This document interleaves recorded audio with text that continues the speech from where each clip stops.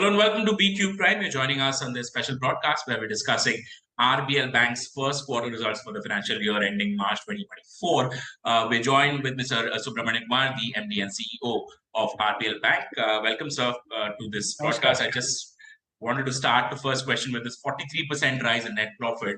What is exactly happening here? Because on the NII side, it's still modest, about 21-22%.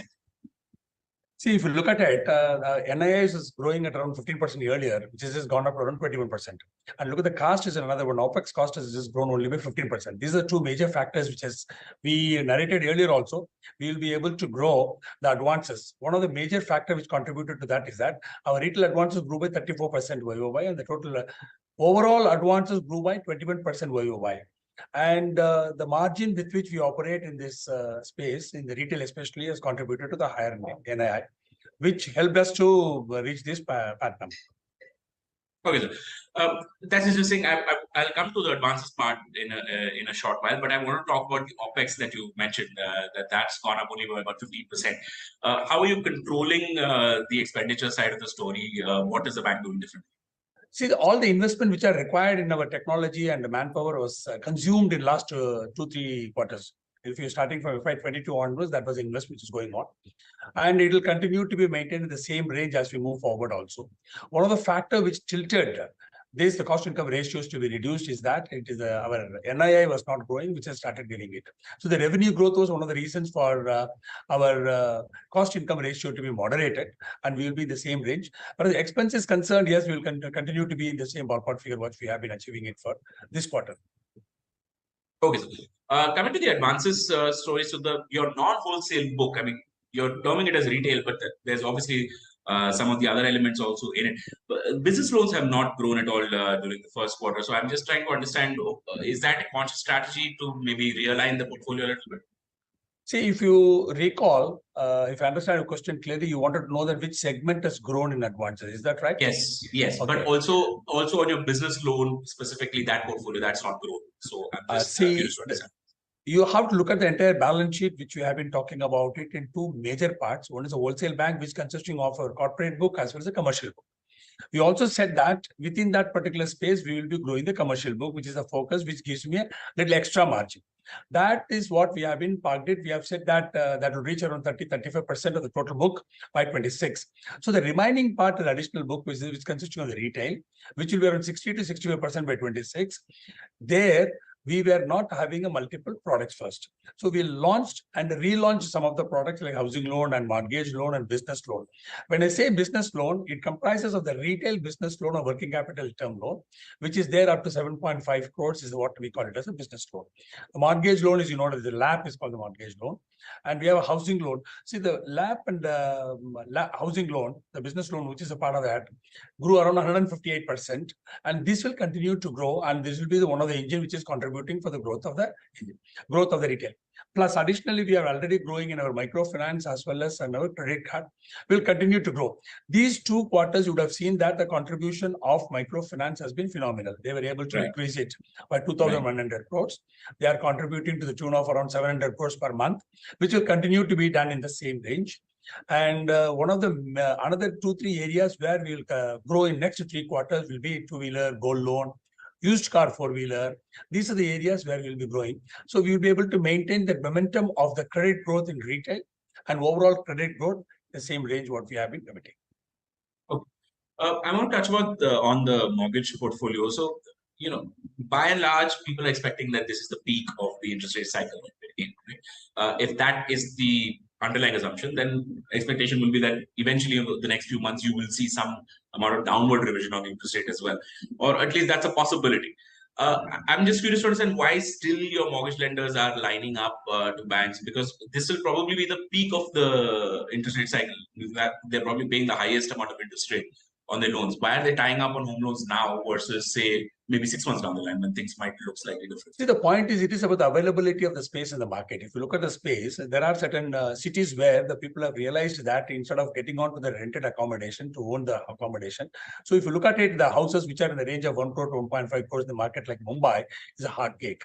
Whereas in up market is another one where the people are moving away from the 2-bedroom to 3-bedroom, 3-bedroom to their own villas. This is another movement which is taking place. These are the two things which is just attracting a lot of housing loan thing. So the people who are there 1-bedroom wanted to move to affordability has increased, and the people who wanted to improve, they all feel that this is the right time for doing it. When the things are going better, at the good time, the people try to build their assets. That's one of the major reasons for the housing loan to be demand. The second is that in respect to the mortgage loan, if you look at it, the businesses are just spreading beyond what they have been doing it earlier. One of the reasons for them to scale their business is to get a loan out of their assets, which they are having it much easier, much better. So the LAP loan, if you look at it, it is easier to get and easier to deploy and easier to grow. So that is the reason that the businesses are growing beyond the boundaries today. If you look at that, there are so many urbanization is taking place in the country. This is one reason that the urbanization always have a demand for these two products on a continuous basis. Apart from that, your business loans. That's the reason that this is triggering it. Okay, I want to touch on the liabilities front now. As far as CASA ratio goes, you've not really seen that much of a dip. I mean, in fact, your CASA ratio has been improving consistently. I'm curious to understand how in a market where larger lenders are very aggressively targeting the CASA ratio, and in fact, even within those banks, people are moving from CASA to FDs because your return is better on those deposits. How is RBL Bank managing this 30.7.3? Yeah. See, the first thing you have to understand that our market share is around 0.5%. So that is not going to tilt much as far as that the movement beyond the market is there. We are a small player and we will be in a position to get our own piece of the cake. So that is a one part of it. The second important part is that the people are moving from savings to FD is given because this is the right time where the people have they want to lock up their FD at the peak rate. Whereas we are in a position to offer the rate which is extremely competitive in the market, and we are approaching a niche segment of the market. So if you look at it, the deposit less than 2 crores is the one where we are focusing, which I have been telling it to the market for around almost last 1 year, that we are looking for the granular.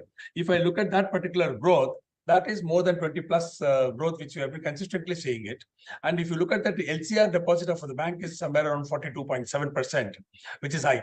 So by focusing on the larger base of the customers who are in a position to earn, who are looking for the interest around 6 to 7%, which we are able to differentiate from other banks. That's one of the major reasons for us to opening more customers and expanding our bases in the branches helped us to retain this particular position. Okay, so fair enough. I want to touch the last couple of questions around asset quality. Now, of course, your gross NPA ratio has improved significantly even on a sequential basis.